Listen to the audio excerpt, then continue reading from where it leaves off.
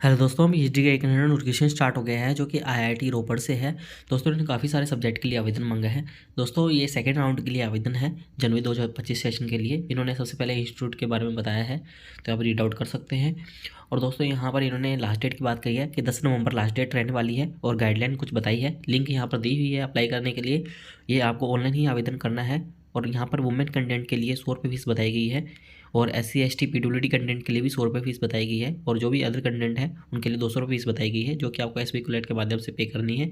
और दोस्तों SB collate के माध्यम से आपको किस प्रकार से पे करनी है तो वो भी यहाँ पर दी हुई है। बाकी आप जब फॉर्म फिलअप करेंगे शायद तब भी आपसे पेमेंट के लिए ऑप्शन आ जाए, बट नहीं तो ये SB कोलेट पर चले जाइएगा, वहाँ पर आपको IIT ऊपर सर्च कर लीजिएगा और आपको पे करना है फीस। और दोस्तों यहाँ पर OBC जो कंटेंट है नॉन क्रिमिनल वाले, तो उनको जो सर्टिफिकेट है EWS कैटेगरी वाला, तो उनको 31 मार्च 2024 से पुराना नहीं होना चाहिए, तो वो भी इस बात का ध्यान रखिएगा। और बाकी आपको सभी ओरिजिनल डॉक्यूमेंट्स वगैरह स्कैन करके अपलोड करने हैं। यहाँ पर सिलेक्शन प्रोसीजर बताया गया है कि आपको एलिजिबिलिटी क्राइटेरिया ना होना चाहिए और टेस्ट और इंटरव्यू लिया जाएगा। और एडमिशन प्रोसीजर की बात की गई है यहाँ पर।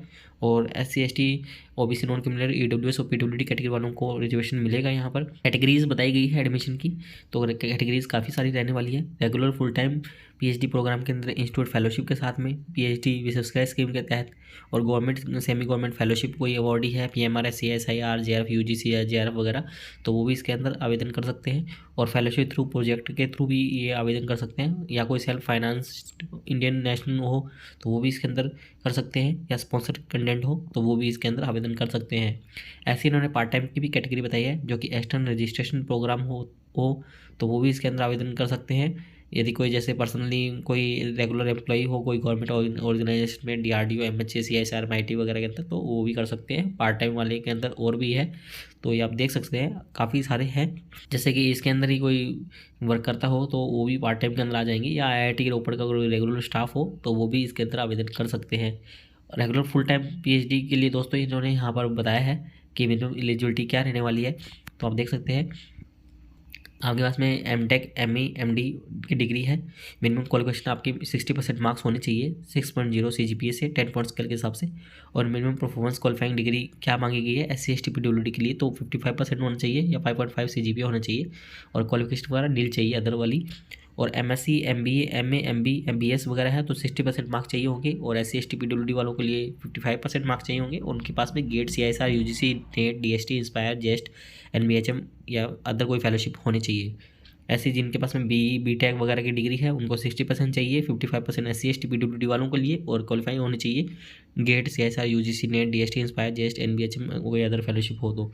एग्जामिशन बताया गया है कि गेट और नेशनल लेवल कोई फेलोशिप एग्जाम से एग्जामिटर रहेंगे। कौन रहेंगे ये? जिनके पास में कोई MTech MSc की डिग्री ऐसी जो इंटीग्रेटेड डिग्री हो BTech वगैरह ये इनकी वो CFTI से हो तो वो इसके अंदर एग्जामिटर रहेंगे। बट उनकी CGPA 7.5 से ऊपर होनी चाहिए, 75% से ऊपर।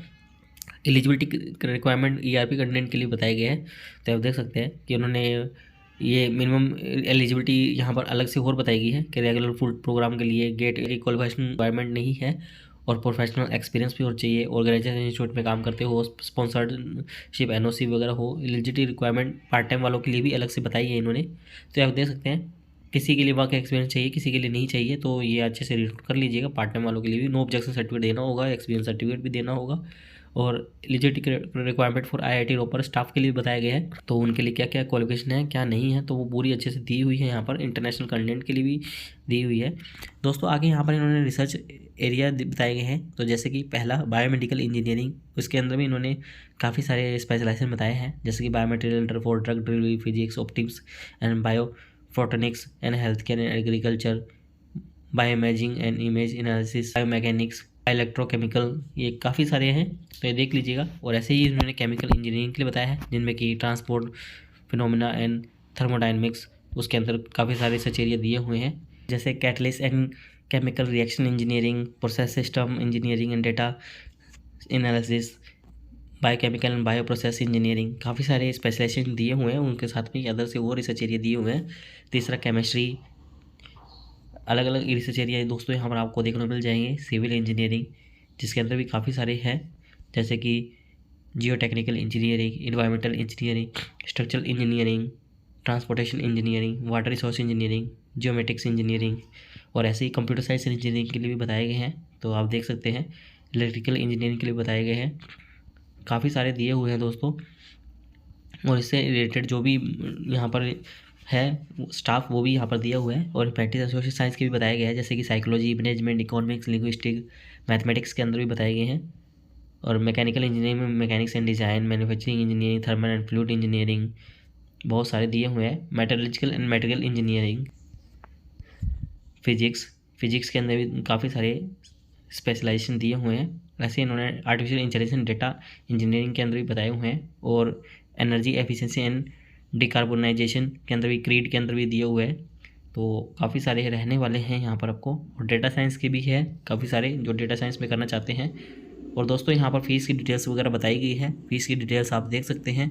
दोस्तों ट्यूशन फीस 5,000 रुपये रहने वाली है जनरल और ओबीसी कैटेगरी वालों के लिए। SC/ST के लिए 0 रहने वाली है। और PhD जो स्पॉन्सर ERP पार्ट टाइम वाले हैं तो उनके लिए 17,500।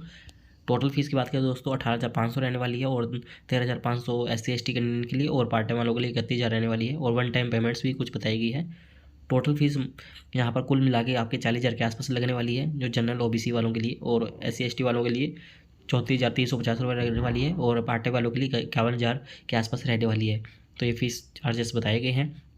और रजिस्ट्रेशन के लिए बताए गए हैं कि आपको दिया जाएगा एंट्री नंबर वगैरह और इंस्टीट्यूट ईमेल ID वेरिफिकेशन वगैरह किया जाएगा। और यह दोस्तों ओरिजिनल डॉक्यूमेंट आपको सबमिट करवाने होंगे इंटरव्यू के टाइम पर। तो आपको क्या क्या लेके जाना होगा, जो आपने ऑनलाइन फॉर्म फिलअप किया उसका प्रिंट कॉपी, और आपके सभी मार्कशीट वगैरह, डिग्री वगैरह की कॉपी होनी चाहिए। और आपके पास में गेट नेट जो भी सर्टिफिकेट वगैरह है, SC/ST OBC का सर्टिफिकेट, PWD, EWS, NOC, वो सभी आपको लेके जाना होगा। और यहाँ आगे फैसिलिटीज़ के बारे में बताया गया है कि यहाँ पर फैसिलिटीज़ क्या क्या मिलती है, तो आप अच्छे से रीड आउट कर सकते हैं। और दोस्तों यहाँ पर फॉर्मेट दिए गए हैं स्पॉन्सरशिप वालों के लिए और अदर फॉर्मेट और नो ऑब्जेक्शन सर्टिफिकेट के फॉर्मेट, तो आप इनको देख सकते हैं। और दोस्तों आगे इन्होंने कॉन्टैक्ट का ईमेल ID भी दिया हुआ है और मोबाइल नंबर भी दिए हुए हैं। यदि आपको कोई समस्या आ रही है तो आप इनसे कॉन्टैक्ट कर सकते हैं। और डिपार्टमेंट वाइज भी इन्होंने ईमेल ID और कॉन्टैक्ट नंबर दिया हुआ है, तो आप इनसे भी कॉन्टैक्ट कर सकते हैं। दोस्तों उम्मीद करते हैं आपको हमारे द्वारा दी गई जानकारी अच्छी लगी होगी। यदि आपको हमारे द्वारा दी गई जानकारी अच्छी लगी हो तो आप हमारे चैनल को सब्सक्राइब कर सकते हैं। और आप हमसे टेलीग्राम पर भी जुड़ सकते हैं ऐसे भी ID से रिलेटेड नए अपडेट के लिए।